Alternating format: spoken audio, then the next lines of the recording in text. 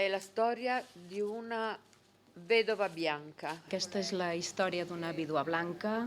Bé, tots sabem, o recordem, com a mínim, que és una vídua blanca. És una dona, el marit de la qual l'ha deixat per motius X, sigui perquè ha marxat a la guerra o bé ha marxat a un altre país com a migrant i per buscar feina.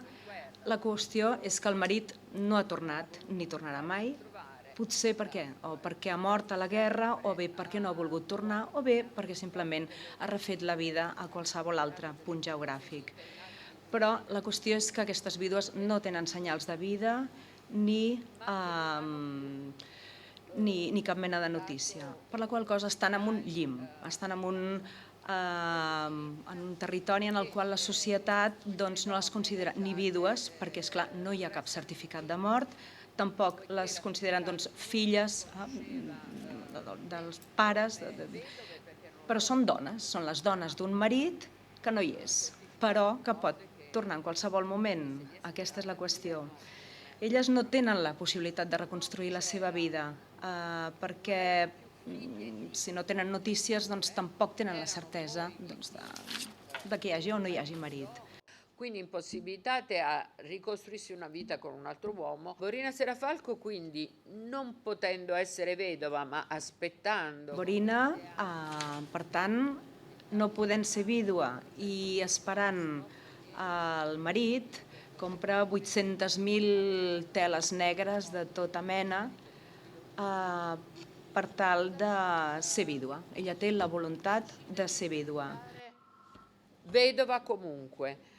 Decide di adottare 6 mariti morti. I aleshores emprèn la recerca de 6 marits desconeguts en 6 pobles diferents i emprèn una gira que l'ocupa tota mena de transports, és tot un ritual per tal d'anar a identificar cadascun dels marits que podrien ser el seu difunt. La scelta ovviamente ha tutta una un suo rituale, a scegliersi i morti che potrebbero essere i suoi defunti mariti sconosciuti.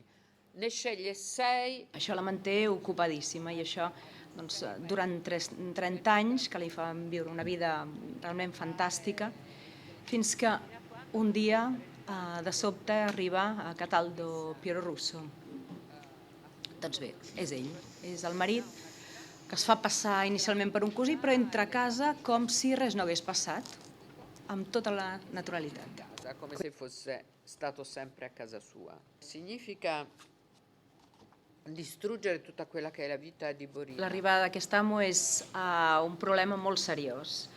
És un problema que destrueix d'alguna manera la vida de Borina, destrueix els seus viatges, la seva fantasia. Di sogni sognati con persone che non conosce. Lo spettacolo és un espectacle escrit amb música.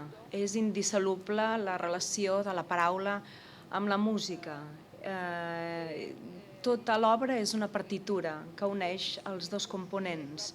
El músic, justament, és l'altre personatge, és el que fa tres.